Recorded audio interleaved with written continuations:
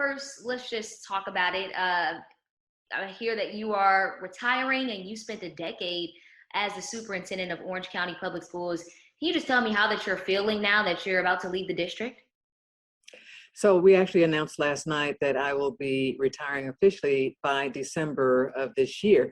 And honestly, Treasurer, it's no surprise to my board and certainly to those who are close around me because I've been in the DROP program. My retirement date was set since 2018. And so we've known this was coming. This is just a time to push it out to the community as the board gets ready to go through the process of selecting a new superintendent.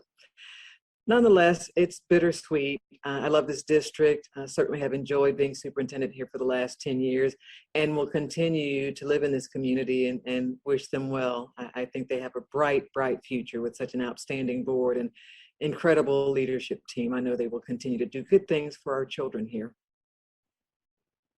And in between questions, I'm just going to put myself on mute so no background noise interrupts. But can you just tell me what is the most immediate issue facing the Orange County School District right now? I think all across this country, the biggest issue is dealing with recovery for our children from this pandemic. So we have academic needs that our children are struggling with, and we certainly have some social emotional needs as well. And so our board has been very clear about investing in the mental health issues for our children. I believe we will not know for some years exactly what kind of impact this has had on our young people. So I'd say that's number one. We have got to deal with both the academic losses during the pandemic and the social emotional needs of our young people. On top of that, we've always got to be concerned. Hang on a second, you can edit there. Secondly, I think we have to be concerned about our workforce because we have needs and we have certainly a workforce that may be struggling to come back to work. Bus driver vacancies have continued. Our teacher force is strong, but certainly all across this country, individuals are deciding whether or not they want to continue in the careers that they're in. And I saw an NPR story certainly that indicated the hospitality realm is suffering more so than any other. But I think in public education, we will see needs for our teacher ranks and for administrators and for all of our support staff as well. They have to be attended to. And before you became superintendent, OCPS, tell me, did you ever think for a second that you'd be dealing with something like a pandemic during your time here? No, certainly not. In fact, when Ron Blocker, who was a former superintendent, recruited me to come here as his chief of staff and then his deputy superintendent from Charlotte, the intent was not that I would become the superintendent. I was coming to help him. I think he had a plan all along. In fact, I know he was thinking I would be a very good candidate, potential for the board to consider as his replacement. But he didn't tell me he was going to be retiring till after I got here. And returning home was such a wonderful blessing to me. And Ron Blocker had this vision in his head all along. So I didn't intend to be superintendent initially. Once I went through certain training and once Ron gave me so many opportunities, I was convinced that I could do a good job as superintendent here, not in Orange County, then somewhere else in the country. So I was prepared for the job. No superintendent who took the job on in the last 10 years or less certainly had no idea that we would be dealing with the pandemic. It's been 100 years since this country has had to deal with the pandemic.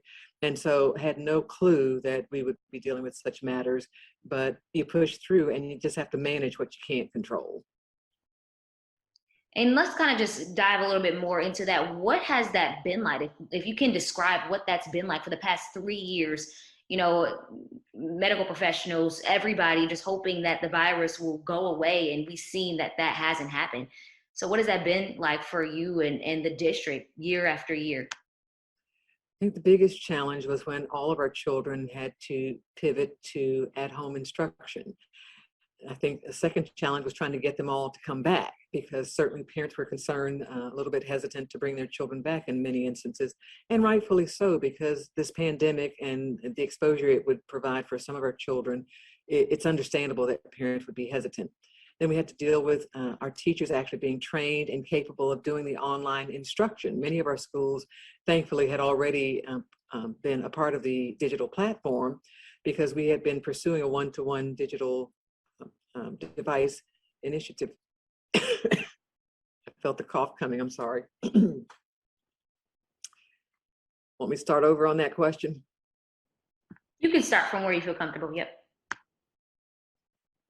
Orange County had an advantage because we had already been pursuing a one-to-one digital device initiative from our half-penny sales tax. And so we were fortunate that we were much better prepared than several other districts. And then we had to accelerate a few of our final schools to get them up to speed in the one-to-one digital device initiative. So that all was quite a challenge as well. And then finally, I would say dealing with contact tracing and vaccines and face masks and everything that had to do with the medical side of the pandemic is not what educators signed up for, but we had to take that on as well. Thankfully, we had wonderful partners, Mayor Deming, Dr. Pino, and our own medical advisory committee, Dr. Hsu, and those who worked with him were tremendous helps to us as we had to get through that. But maneuvering the medical side of the pandemic was certainly a big challenge for all schools as well as Orange County.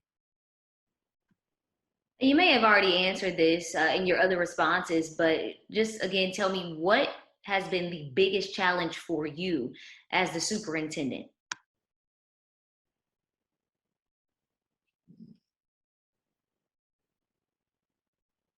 See, we tend to forget after we've gone through it what was the hardest, the biggest challenge. I think our board and certainly our administrators took on quite a challenge when we had to reopen schools, because there was opposition to it, that we were not being considerate of the health and safety of our children, that the board would get complaints and accusations that they were not concerned about the health and well-being of our children. I certainly got the same kind of complaints. We knew full well that the best place for most of our children to learn is in school with the teacher. The remote learning just is not sufficient for so many of our young people. So I think the biggest challenge was maneuvering reopening schools after we had been closed and doing the digital learning at home. That was probably the biggest transition and the challenge that we had to deal with, both the school board and the administration. And now talking about that, let's just pivot for a moment to masks in schools. Do you regret your handling of the mask protocol? Oh, not at all, not at all, because we were under good advisement, medical advisement of what was going to be safest for our children. And if you rewind the tape, back when we initially had to have the mask mandate in place, nearly 90% of our parents were in agreement. They were compliant with the need for masks. And I believe it was useful for keeping our schools open at the time. So no regrets there. And I don't pretend to have any medical expertise, but I do believe we were wise to rely on the medical expertise that was provided to us. And so, what is your reaction to the proposal to penalize the Orange County School District, among other school districts in Florida, for the mask mandate or defying the ban on mask mandates? Yeah, we certainly have heard about that. We have folks that are in Tallahassee certainly discussing it even this week. We believe it's inappropriate, and we believe it may be constitutionally challengeable. My hope is that it doesn't make it much further in the process. Let me start that answer again. Yeah, we were surprised to hear about this effort and certainly think it's inappropriate. We also believe that it will have great legal challenges around it should it move forward, but all indications are that it won't be going forward.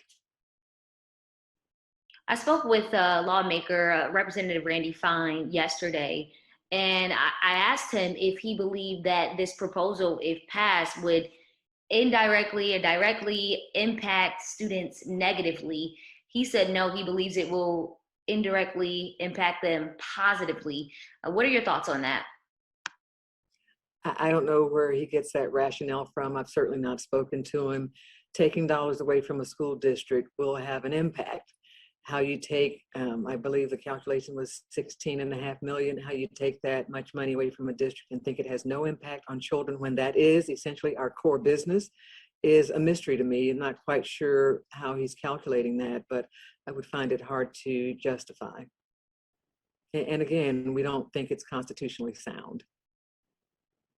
Would you say administrators and even the administrators that have the big salaries, more than $100,000, are an important part of the district? And if so, how? So I think it's important to note in Orange County, we are number 11 out of 67 districts for our ratio of spending of dollars compared to the number of students that we have. Our ratio is extremely low. We are extremely frugal in our expenditures. We've been recognized for the operational side of the district for being very efficient. And out of the large urban districts, we are the only ones in that top 10, top 11 group. I believe we're number 11. And so we believe that's justifiable. And those salaries are actually just a drop in the bucket for such a large district with $2.5 billion operating budget and another $2 billion on our capital side of the budget. It is not significant for that investment. And what we're most proud of is that when the state releases their report, last time we were number 11 for the expenditures on administrative costs out of 67 districts. So if this was to happen, and there are pay cuts that have to be taken, and potentially, do you think that staff would leave? I don't know that that's how we would try to administer the cut that Representative Fine is proposing. I can't tell you how we would actually try to administer it. I don't know that pay cuts would be the solution. So can you tell me how you think that this proposal would impact children? So I would have to have discussions with my board over how we would even consider that kind of cut to our budget. At this point, I think it's premature and probably unrealistic for Representative Fine to say it will have no impact on children. If that is your core business, how can you say any cut will have no impact on children? All right, and then circling back to your retirement, can you just tell me, what do you hope your legacy will be, and do you think that you're leaving the district in a better place than it was when you started? So I'm very pleased with a few things that have been accomplished. Our graduation rate now being in mid to high 90s, depending on how you calculate it, I'm extremely proud of. That's sort of a telltale sign of our schools doing a better and better job around servicing our students, leading students to success. I'm very proud that we won the Broad Prize a few years back, because that indicated on a national level compared to other urban districts that we were doing a pretty good job of advancing student learning and narrowing some of the achievement gaps. But it also came with the $500,000 worth of scholarships for our students. I will always be extremely proud of that as well. I am proud of a board that understands governance and works so well in partnership to lead this district. And I'm incredibly proud of the leadership team that is in place that helps me get this work done. In fact, I'm proud that we have 4 or 5 of our former cabinet members that are now leading districts in the state of Florida and elsewhere in the country. Very proud of that as well. I kind of feel like that's a part of the legacy of my term here.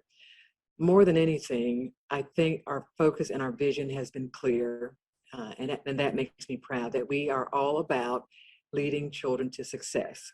And we have openly acknowledged that we cannot get that done without the support of families and the community. So I'm very proud of how this community wraps its arms around our children. It has supported a 1 mil property tax more than once. It has supported a half-penny sales tax, all of that to help support our children. And so I'm very proud of those relationships and what the district means in this community.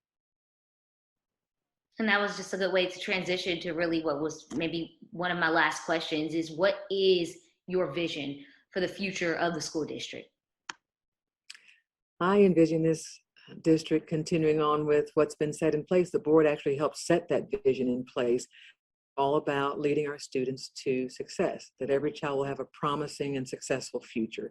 That is the core of our business. And I'm very pleased too, I should mention, Treasurer, very pleased that part of my legacy, part of my going away present from the district will be a scholarship fund for future teachers. I'm very interested in making sure that Orange County Public Schools invest in careers of some of our high school seniors as they graduate, that they will go into the teaching profession and be rewarded with some scholarship funds from Orange County Public Schools.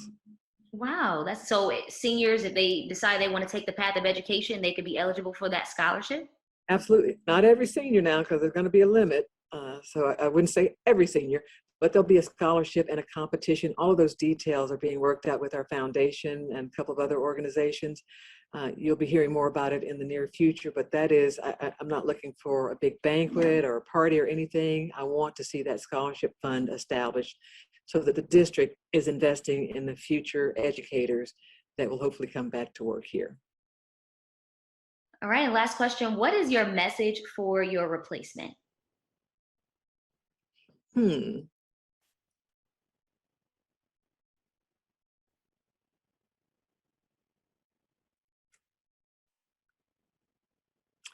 I would say to my replacement, who, by the way, I won't say that, never mind.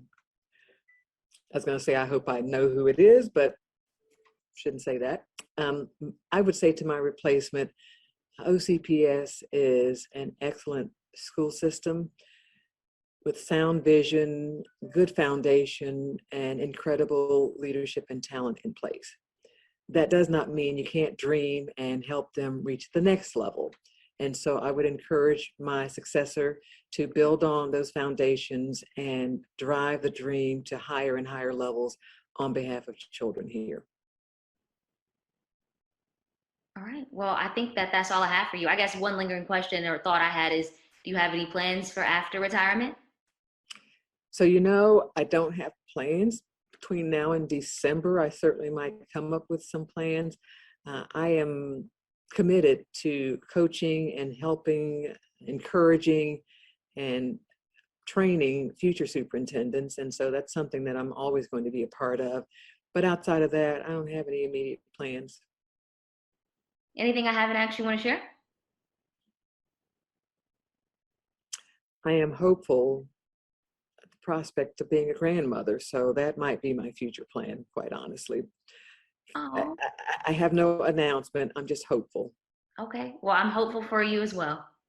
Thank you. Thank you for making time for us today. I appreciate it. My pleasure, treasure. Take care.